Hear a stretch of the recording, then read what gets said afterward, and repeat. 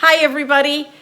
I thought today it might be fun to share with you a recipe that I have made every week since this lockdown. The reason I am doing this is I find that I am wanting to use up whatever food, vegetables, protein, whatever is going to go bad first so that we are wasting nothing. I've never been so in tune with that, and I'm sure I'm not alone. I think we all are kind of like that right now. So I've been making these crustless quiches every week, and what I do is I put in there the vegetables, the proteins, whatever I need to find some use for, I put into these crustless quiches. They're individual in a muffin tin. You know, I make 12 at a time. And I find that they're easy to make. You can freeze them. I eat them for breakfast, for lunch. Dinner would be fine.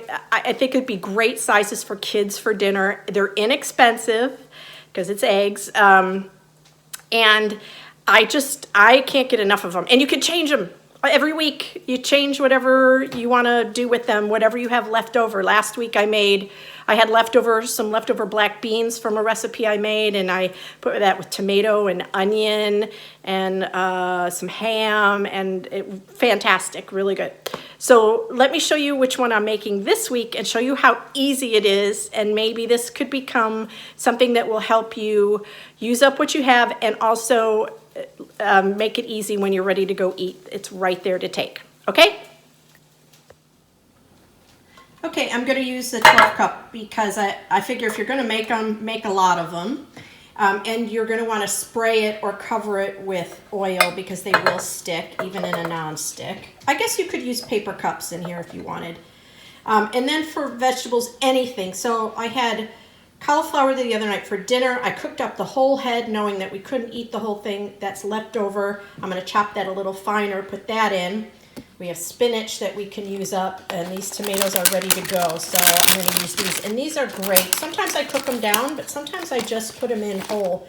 1 to 2 of these in the dish or in each muffin pan is just awesome. So the tomatoes are great in there. The one other thing I almost always include, because I'm an onion nut, is I like onions in mine, but that's just me.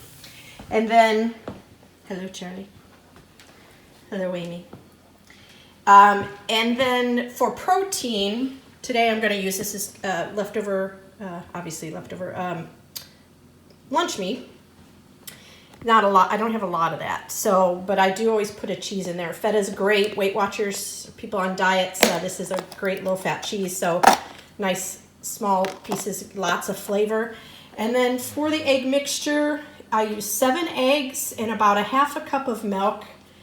And then about 2 heaping tablespoons of flour.